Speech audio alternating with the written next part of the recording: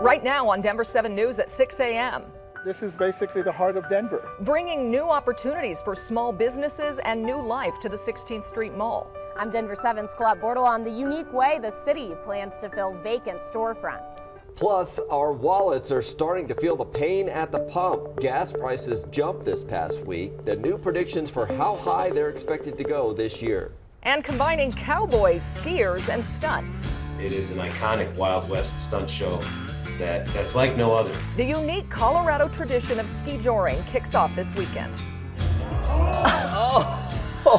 Some make the jumps, some do not. Oh, yes. I know. What a great spectator sport. That's a thing in Leadville happening this weekend. We can't wait. Good morning to you. Happy Friday. I'm Nicole Brady. And I'm Brian Sanders. Good morning. The mountains are going to be getting some fresh snow this weekend too, so it might be a great weekend to check out the skijoring up there. Take a look at what's happening right now. A beautiful sunrise and a nice start to our Friday, and then what's on the way. So a big shift in our temperatures with this winter storm that moves in tonight. It is a Denver 7 Weather Action Day, and Lisa is here with our Friday forecast. Yeah, a little reminder, it's still winter, right? Yeah, and March is typically our snowiest month. Yet to see any so far this March, but there's going to be some this weekend. Today, though, still pretty mild. We're going to be at right around 40 degrees here by 7 o'clock. Lots of sunshine out there this morning. You'll need your sunglasses for the eastbound drive. Close to 60 by noon, and then mid to upper 60s this afternoon.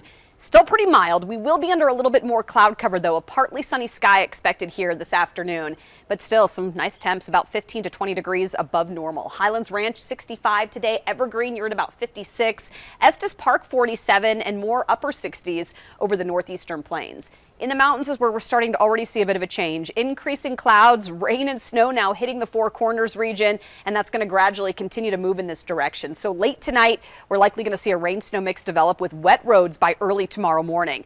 Coming up, we're going to take a look at all of the alerts from fire danger out east to, it looks like, Jason, upwards of 10 to about 18 inches of snow in the mountains this weekend. Details in just a few minutes. We have a monster wreck up to the north side of town. Happened just a few moments ago. Charles, who's sitting in this traffic jam, says he's at a standstill right now between Berthoud and Meade on the southbound side of I-25. Take a look from the camera up there, and you can see what he's talking about, where traffic is not moving on this southbound side. You can see all the flashing lights in the distance here for that crash that's on the southbound side. So huge delays. Do not get on southbound I-25 right now between Berthoud and Meade, because it is just basically stopped right now. Some of the other side roads getting down to that area will help you out tremendously. The rest of the drive around town is just starting to get a little bit busier with some volume here and there, but no other major problems, at least on your Metro Drive. The big problem still up to the north.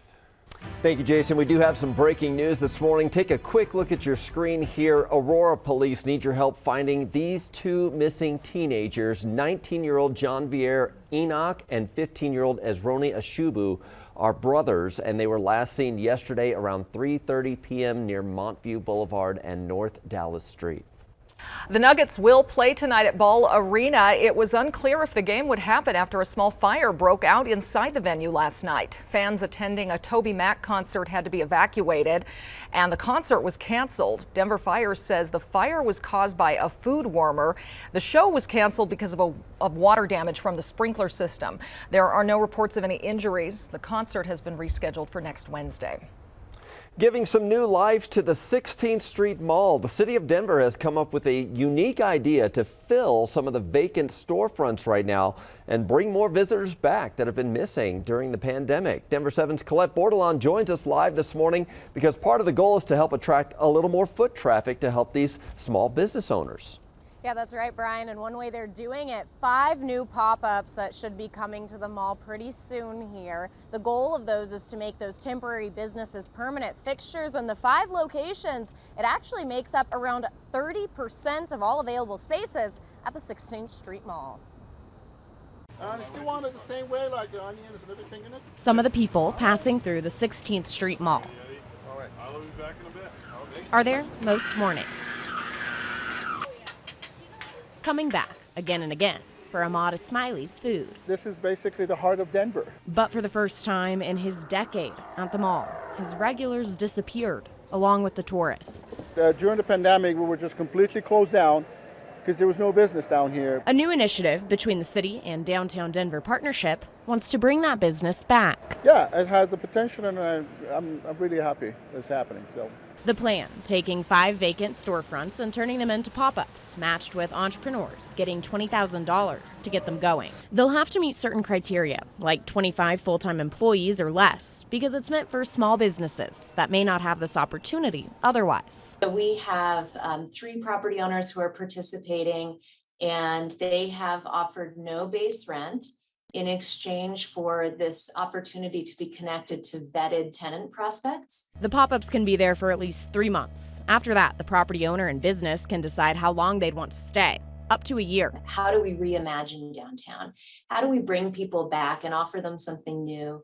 And I really love that this has a diversity, equity, and inclusion focus as well. And for those already working in the mall, they know new business means new customers for everyone. People are always looking for change, and the variety is always the best chance that you could draw people here down in the 16th Street Mall.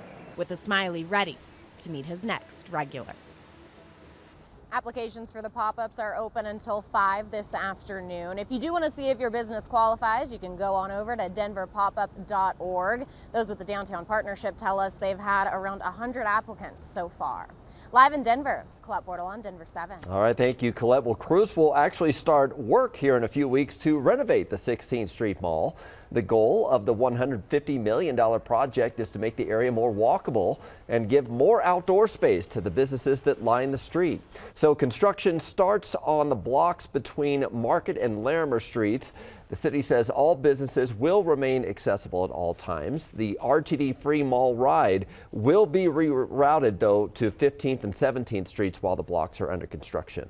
We've told you how some business owners along the mall have been dealing with a surge in shoplifters. Derek Friedman owns several Sports Fan and Sock Emporium locations across the metro, but his store at the 16th Street Mall is getting hit the hardest. He says shoplifting has tripled in the past few years. In fact, he started charging customers a 1% fee to help make up his losses. Colorado lawmakers are moving forward with a bill to create a $10 million grant program for safer streets. We first told you about the proposal yesterday morning. That money would go to local governments to help with crime prevention through street design, including graffiti removal, sidewalk and sign improvements, trash collection, and better street lighting. We are getting a different reaction from lawmakers, though. Supporters say local governments and businesses can use the help to make the area safer, but opponents say the bill is too broad and too vague, or it should be the responsibility of cities and counties, not the state. Turning our attention overseas this morning, Ukraine's president is issuing a dire warning about possible nuclear disaster after Russian forces targeted Europe's largest nuclear plant. The attack killed 3 Ukrainian soldiers and wounded 2 others. President Zelensky says Europe must stop Russian troops from blowing up any of Ukraine's 15 nuclear units. The attack sparked a fire which is out now. The White House and the International Atomic Energy Agency says there has been no change in radiation levels yet. There's growing bipartisan pressure for the Biden administration to end all Russian oil imports and sanction Russia's energy sector. Both Senators Michael Bennet and John Hickenlooper are part of the push. However, the administration remains concerned about inflation and already high gas prices.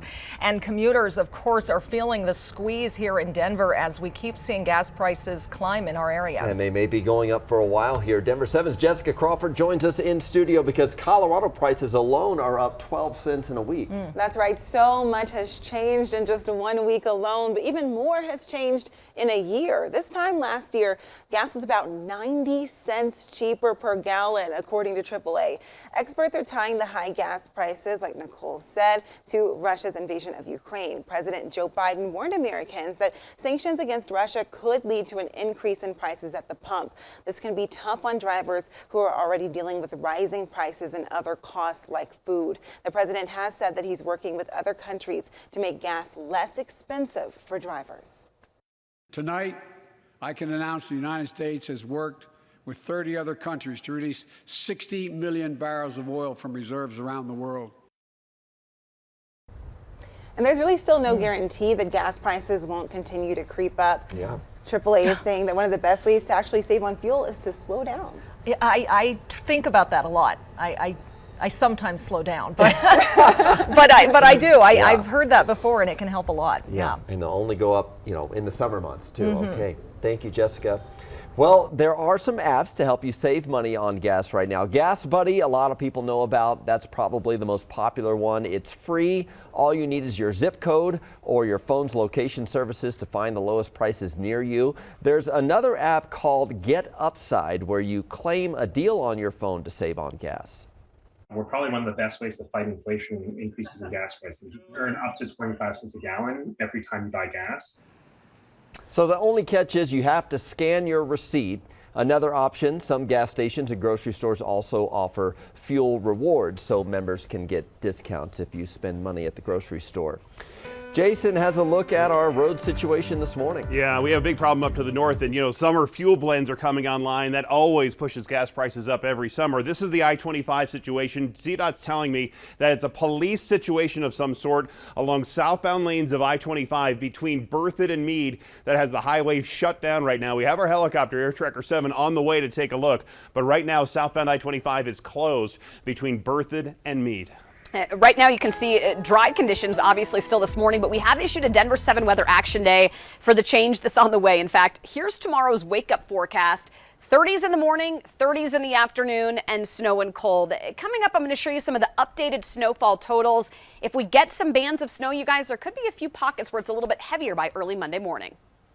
Thanks, Lisa. Denver's pod hospitality industry is expanding. The 2 new businesses hoping to open lounges where you would be able to openly smoke marijuana. Plus, cooking up something special in Colorado. Students are competing to create meals for astronauts in space.